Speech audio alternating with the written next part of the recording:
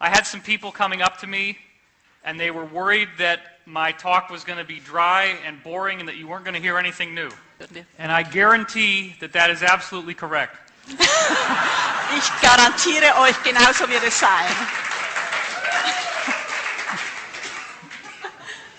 Everything that you are going to hear is something that you already know. And it is our goal to remember who we really are. You are stars, you are galaxies, you are planets, you are the universe.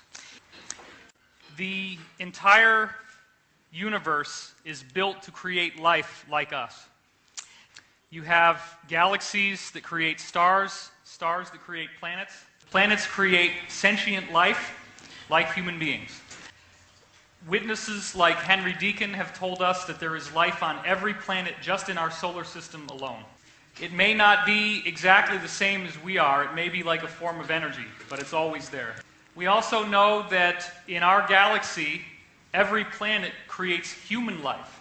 And this is because the human design was chosen by the galaxy for every planet. So when you look at Sergeant Clifford Stone's testimony, he says there are 57 different varieties of extraterrestrial that have visited our planet. He was briefed on this because he would go and retrieve crashed UFOs. Of these 57 varieties, every single one of them looked like a human being in some way.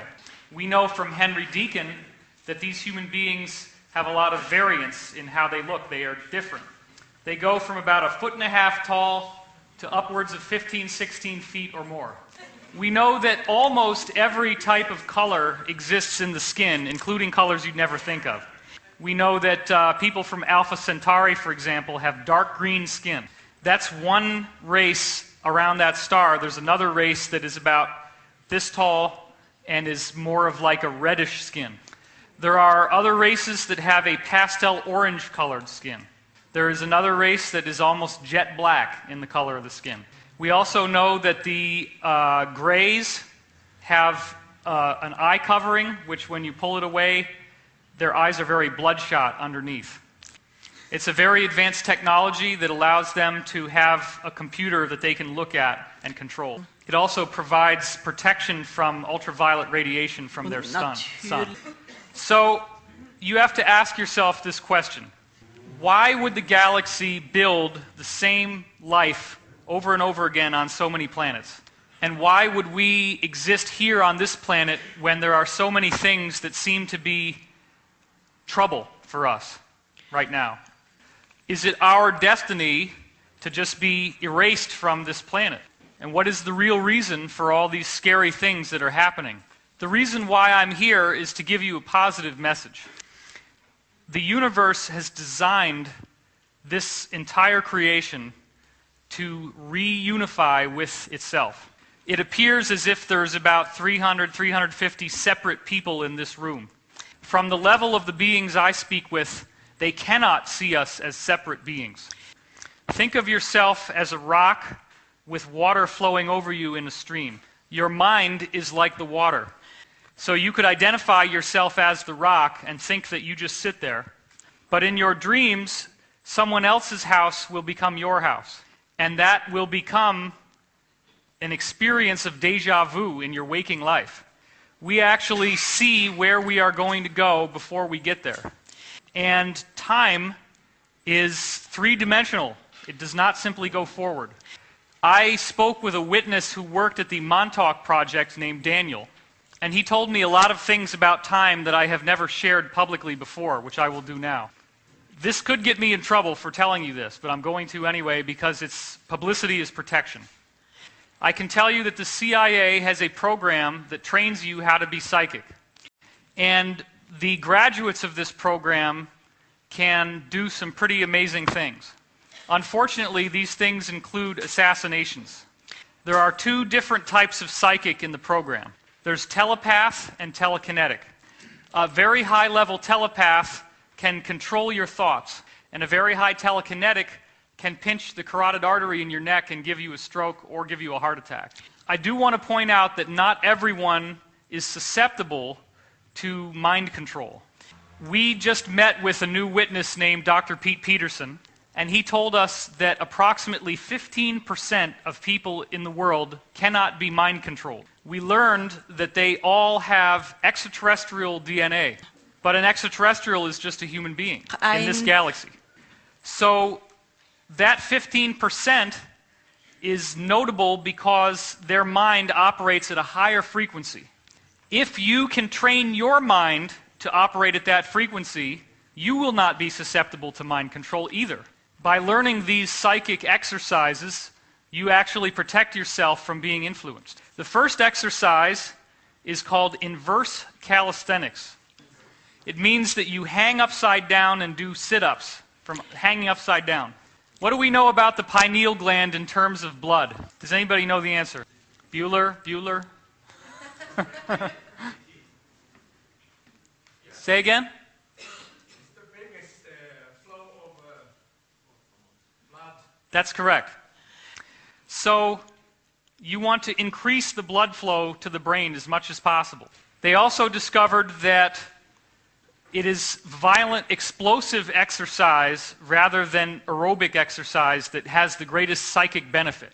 This is part of why people who practice martial arts can also become very psychic. The story of Superman is an example of how they see strength and psychic ability coming together. Because of the need to be strong and muscular, they would give people in the psychic program the best cuts of red meat. Now, this is only one way of doing it, and I'm not saying you have to eat red meat. The next important exercise is to find the quiet point within yourself. This means basically meditating and finding the place of no thought. The next exercise is called clustering. You hold up an object and ask the person how they feel about it. If you happen to have a negative experience, then I ask you why. Right now I'm holding up a clock. Some people may have a negative experience with a clock. Then what I do is I find out what the negative experience is, and then I ask, why did you have that experience? And what you try to do is find the root cause of every psychological issue. Ultimately, everything clusters down to the same question. Why do I feel so alone? If you create God as something outside yourself, then you missed the point. The only direct gateway to the Creator is within yourself. And everything that is in the universe is within yourself. The next exercise is called psychocartography. This means that you map out the landscape of your dreams on paper. What happens is that you will find you go through the same landscape in every dream, but you won't realize it's the same landscape until you understand symbolism. The big secret is that your dream is your psychological self. Your dream landscape is a three-dimensional projection of your mind. Everything in your dream is a symbol of some part of yourself. By drawing your dream landscape, you learn where those symbols are. This also brings up a very important concept about time. It's called the arrow of time. That means that time flows in the direction that you are facing. Let's say that this stage represents my dream landscape. Many people will literally go around and around in one place like this. And this is the arrow of time for them, what I'm doing. Every time they get to a certain issue, they stop. Und immer wenn sie And if you don't heal this, then you can never see the rest. They would never know that all of this exists. Once you learn how to heal yourself, you take in more energy. This is where you go through what's called the dark night of the soul. Once you have learned the lessons you came in this life to learn, the soul sends a message to the body saying, you're finished. The body says, what do I do now? And at that point, you go into the dark night of the soul. The ancient secret societies wanted to get into the dark night of the soul because it is only then that the shell around your heart can be cracked open.